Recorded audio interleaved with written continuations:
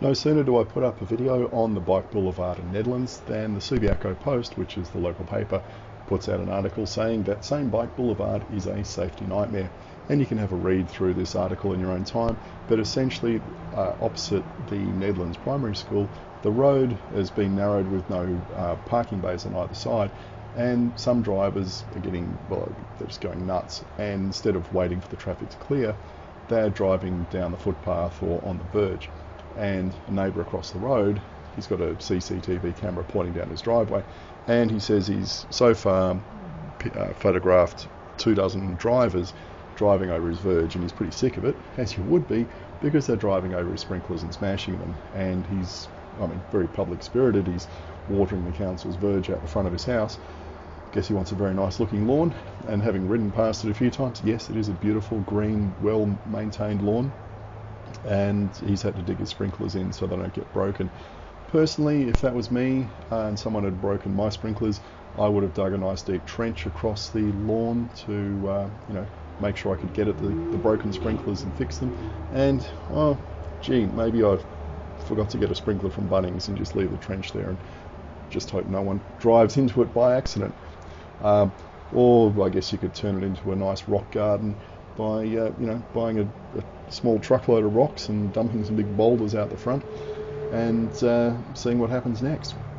Anyway, what we can see here is the road in fact has been narrowed to 4.5 metres wide, rezoned to 30 kilometres an hour to make it safer for cyclists, but residents have complained they are a nightmare for drivers. When I see this kind of journalism, I think, well, how many residents, where are they, did they object in the first place, and what is the actual nightmare they're talking about? Because, look, I've got to say, when I've been up and down this road, I've only come across one vehicle. That's it. Now, admittedly, it's early in the morning, there's no traffic around, school's not out.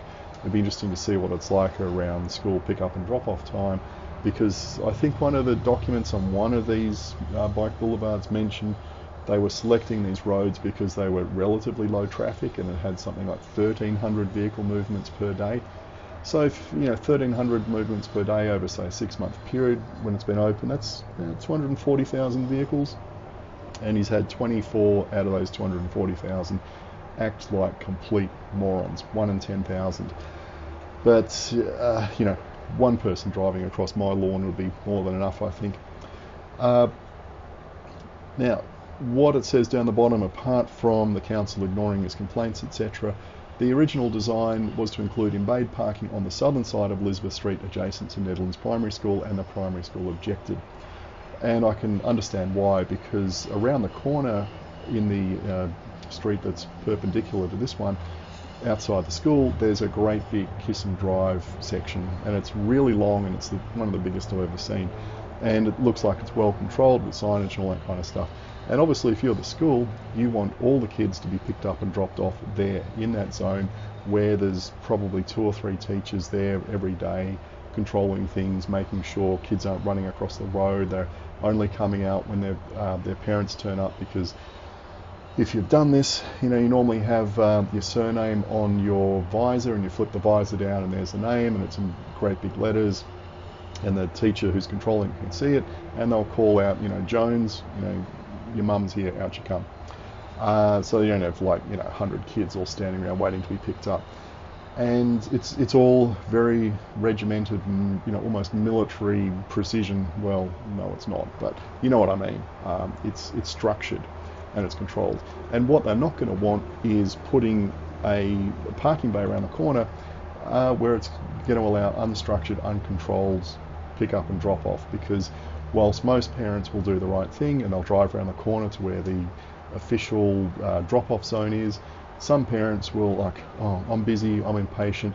Same kind of people that are driving down the verge actually think they're special and they don't have to obey the rules, they're above the law, all that kind of stuff, and they will just pull in there and drop their kids off. And you can imagine what would happen if it's potentially a recipe for disaster with primary school kids. So yeah, the school would probably say no. No way in hell, we do not want people pulling in there, particularly when we've got a kiss and drive around the corner. People, if you give people the option to do stupid things, they'll do stupid things. The way you stop them doing stupid things on the whole is you take away their ability to do stupid things. And the council probably went, well, yeah, that's a good argument. We'll just remove that from the design. So this one little section next to the school has no parking bays off to the side. Now, obviously they help if you've got vehicles coming in opposite directions and the road's 4.5 metres wide. It just helps to have that little bit of extra space where you can pull across to the side a bit more and pass with a bit more room between you. Now, just remember though, your average medium car in Australia is 1.84 to 1.85 metres wide. BMWs, Camrys, all that kind of thing. You've got to go up to a really big vehicle like the Ford F250 range, which is a light truck, before it goes over 2 metres, and even then an F250 is only 2.03 metres wide. So in a 4.5 metre wide road, you should be easily able to get, say, 2 medium-sized cars like, I don't know, a RAV4 and a Mercedes or something should be able to pass each other without smashing wind mirrors, assuming the drivers can, pull over far enough, and they can, because the curbs on this road are not the steep-sided curbs you can't drive over. They're really flat. So, any vehicle, even a bike, can just put a wheel up onto the curb, onto the lawn if necessary, if you're really having trouble getting around each other.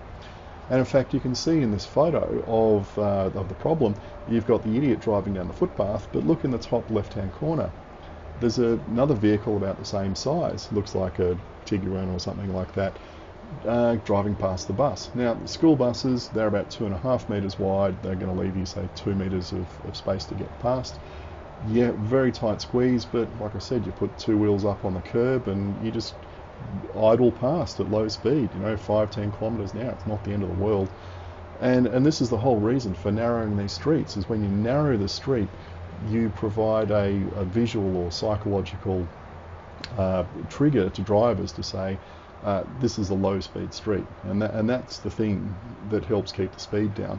Sure, speed humps and cushions and chicanes and all that kind of stuff also contribute to keeping the speed down, but one of the main things is the narrowness of the street, and particularly, if you've got cars parked on either sides, the narrower it gets, the lower speed people are going to drive at. I mean, I guess it's one reason why on freeways you've got really wide lanes and so you can drive fast. But anyway, that car has presumably, and I'm going to make a big assumption here because it's a still photo, but I'm assuming they've actually made it past that bus with no problems. Maybe they crawled past and that person driving on the footpath just couldn't handle the whole idea of, oh my God, I have to crawl past a 8 or 10 metre long bus at 10 kilometres an hour. Oh my God, the world is going to end if I don't go around these snails. I mean, that's just completely nuts. But I guess the issue we see in the bottom right-hand corner is, Mr. Turton saying, say to anyone, be very, very careful about what you think you're getting, because it's very, very difficult to get it changed. Well, I guess the question in here is, do we need to change the infrastructure, or do we need to change the attitudes and behaviour of the drivers that are using that infrastructure? Now, one thing these people could do is, if you see there's traffic on the road up in front of you, and as you're coming up to the intersection, why not just turn left or turn right? Flick on your indicator and go around the block. That's one very simple behaviour change. I mean, it is at the end of the world to deviate by, 100 metres for your journey when you're in a car. Why do they have a problem with doing that? Why are they so emotionally immature that they can't handle that kind of stuff? What's wrong with learning that, if things are going a bit slow, you just have to crawl past? Look, we just went shopping this morning up in Subiaco, and it was quite silly. We left at 9 a.m. and there was a traffic jam that went from the lights at Kings Park back, hundreds of metres up a road a little bit wider than this. And I'd never seen a jam like that before because I'd never been to the shops at that time. And people are just sitting there patiently, not a problem, no one's beeping their horns. Because I guess they're just used to the idea of, well, this is just the way things are, and we just accept it. And I guess over time, what will happen is the people that are regularly using this will just come to accept that, oh, well, this is the way it is. If I choose to use this street to get where I'm going. And okay, some people might not have a choice because they've got to, they've got to drop their kids off at school, so they've got to use the road. But others that were using it to go from A to B and not stopping, it's like, well, there's plenty of parallel streets. I'll just use another street. And so the traffic levels drop off. The speed limits are lower, and it's just a nicer place for people to walk, to run, to cycle. It's safe for the kids to go around and do stuff. And I'll be very interested to see this year, 2021, whether there's any increase in kids walking and cycling to the schools along here, particularly Nedlands Primary. And I wonder if before they put the bike boulevard in, whether they did any surveys to see how many kids walk on their own, walk with parents, cycle on their own, cycle with parents, scooter, skateboard, whatever, or get driven. And is there a significant change in before and after? Because I think those are the kind of metrics that should be collected to see if this is going to be a success or not. And I guess that's also a lesson there for putting in the east-west cycleway past 2 schools in Concord and 5 Dock Primary is, before they start, why not survey the parents or survey the kids and say, how do you get to and from school every day? And then, after the thing opens, give it a few months and see if it's actually had an impact. And if it's had no impact, go back and ask those people that are still getting driven. It's like, well, why aren't you walking or why aren't you cycling? And if they come back and say, well, it's still not safe, then what exactly is not safe? And you can go ahead and start making more design changes to it until you reach a satisfactory level of safety where people say, well, yeah, actually I'm comfortable with that now. Yep, I'll walk with the kids, I'll ride with the kids, or the kids can go on their own. And that to me is a measure of success. Unfortunately, I think of a lot of these projects, the measure of success is some local dignitary like the mayor or whatever gets to cut a ribbon, and that's success. You got to a point where all the asphalt's laid and the concrete is hardened, and you got a photo opportunity cutting it, boom, project over. Whereas actually the whole idea behind the project is to move people to active transport. And how do you do that if you're not measuring active transport usage before the change and then after the change? So I've put up some videos on the bike counters that I've seen in Perth, and I guess one idea would be, why don't we put up some bike counters on the east-west cycleway at various points and measure cycle usage right now, so that after we've built this thing we can go back and continue to monitor it and see whether we get any growth.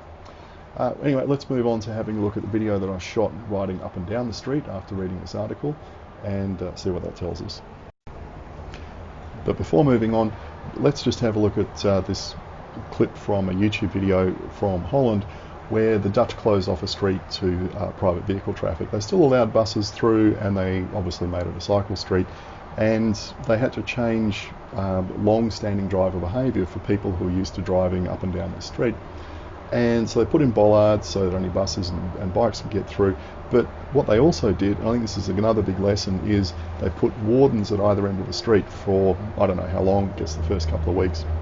And the job of the wardens was to help drivers out who are confused by this change, either directing them where they had to go to get around it, or explaining what had happened, because some people would probably be quite irate at this change, and finding out about it, I don't know, when they drove up to it, or stopping people who were going to do stupid things like drive through it, because they did find that some drivers were just ignoring the bollards, etc., and driving through following the buses, because even in a very bicycle friendly place like like Holland, you still have idiots who are very important and don't care and think they're above the law and they don't have to do what everyone else does because they're special. So you need wardens there for the special people to explain to them that, well, you're not really a unique individual snowflake, and you just have to go around the block like everybody else. Now let's watch the video. So I think the lane width all the way through is about the same. It's just here that there's opportunity to pull over if there's no parked cars.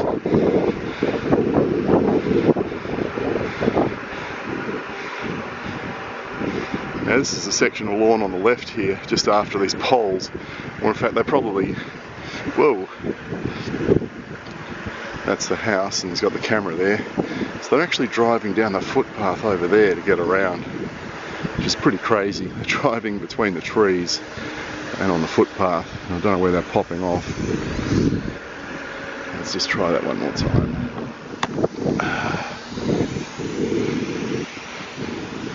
Can we see any damage? So how would you actually do this? Would you? So I'm looking for scuff marks on the concrete there, which would show cars pulling off, but I can't see any unless they're driving up there and around that tree and then all the way down the path along here.